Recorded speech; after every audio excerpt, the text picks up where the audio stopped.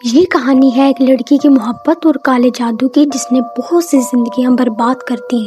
یہ کہانی ہے ایک لڑکی ارما کی جو اپنے خالہ زاد کزن سے بہت محبت کرتی تھی، مگر وہ ایک نیک سیرت عورت سے شادی کر چکا تھا اور اس کی ایک بیٹی بھی تھی۔ ارما اس کی محبت حاصل کرنے کے لیے کسی بھی حد تک جانے کے لیے تیار تھی، لیکن وہ ہمیشہ اس کی محبت کو ٹکرا دیتا تھا۔ ارما ولون کو اپنی طرف مائل کرنے کے لیے کالے جادو کا سہارا لیتی ہے۔ وہ ایک بدنام زمانہ جادوگر کے پاس جاتی ہے جو سجن نامی خطرناک اور حرام جادو کرتا تھا۔ یہ جادو شیطانی طاقتوں کو بلانے کے لیے استعمال ہوتا تھا۔ ارما کا مقصد یہ تھا کہ ولون اپنی بیوی نسا کو چھوڑ کر اس کے ساتھ رہے۔ آدھی رات کے وقت وہ جادوگر قبرستان میں جا کر ایک خوفناک شیطانی رسم ادا کرتا ہے۔ انسانی ہڈیوں، خون اور مردہ گوشت کی قربانی دے کر وہ منحوس جن کو بلاتا ہے۔ جادوگر ارما کو بتاتا ہے کہ یہ جادو بہت زیادہ خطرناک ہے، اس سے بہت سے نقصانات ہو سکتے ہیں، مگر ارما کو اپنی محبت کے آگے کچھ نظر نہیں آتا۔ جادوگر ارما کو بتاتا ہے کہ 5 دن کے اندر اندر نسا ختم ہو جائے گی اور اس کے سارے خون کے رشتے بھی اس کے ساتھ مر جائیں گے۔ اگلی 5 راتیں نسا کے لیے بہت زیادہ مشکل تھیں۔ پہلی رات جب نسا نماز پڑھ رہی ہوتی ہے تو اس کے ساتھ عجیب و غریب واقعات ہوتے ہیں۔ گائے کا کٹا ہوا سر اس کے سامنے آتا ہے، وہ بہت ڈر جاتی ہے، مگر یہ سب اتنی جلدی ختم نہیں ہوتا۔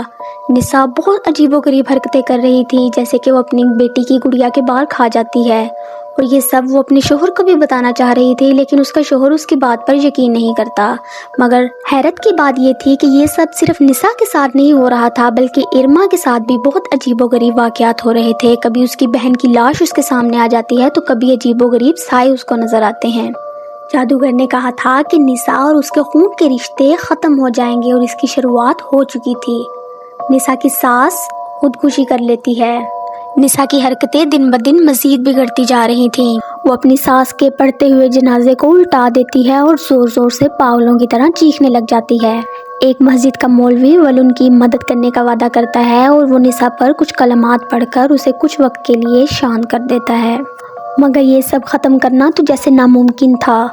نسا کی ساس کے بعد نسا کی خالہ زاد ساس یعنی کہ ارما کی ماں بھی خود کو کانچ کے ٹکڑے کھا کر ختم کر دیتی ہے۔ ارما کو کچھ بھی سمجھ نہیں آ رہا تھا، کیونکہ جادوگر کے مطابق تو نسا کے خون کے رشتے مرنے چاہیے تھے، مگر دیکھا جا رہا تھا کہ وہ سب رشتے جو ارما کے خون کے رشتے ہیں وہ ختم ہو رہے ہیں۔ اگلے دن ارما کی بہن میں جنات آ جاتے ہیں اور وہ ارما کو مارنے کے لیے بھاگتی ہے، لیکن کسی طرح اس کا بھی قتل ہو جاتا ہے۔ ارما بہت پریشان ہو جاتی ہے، اس کو کچھ سمجھ نہیں آتا۔ وہ دوبارہ اس جادوگر کے پاس جاتی ہے، لیکن وہ جادوگر وہاں موجود نہیں ہوتا، اور کچھ دیر بعد وہ جن ارما کے اندر آتا ہے اور بری طرح سے ارما کو مار دیتا ہے۔ وہاں دوسری طرف نسا کی طبیعت دن بدن بگڑتی ہی جا رہی تھی۔ اس کے اندر کا جن ہر چیز تباہ و برباد کر رہا تھا۔ وہ مولوی جس نے ولون سے وعدہ کیا تھا کہ وہ اس کی مدد کرے گا، وہ کالا جادو توڑنے کے لیے ولون کی مدد کرتا ہے، لیکن سب کچھ اتنا آسان نہیں تھا۔ سب کو مار دینے کے بعد وہ جن اب ولون کے پیچھے بھی پڑ چکا تھا۔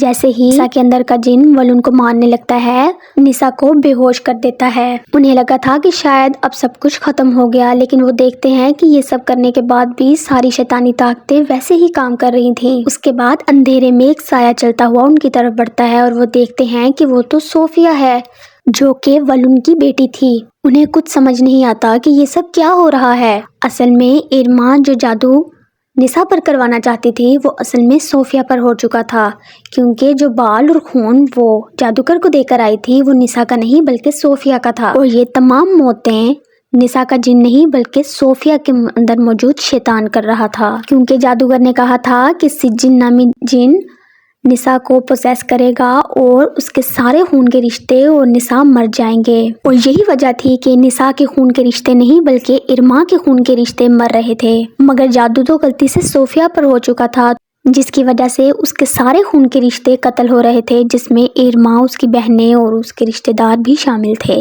اس کہانی کے اختتام پر ولون مر چکا تھا، نسا ہاسپٹل میں موجود تھی اور صوفیہ کے اندر اب بھی وہ جن موجود تھا۔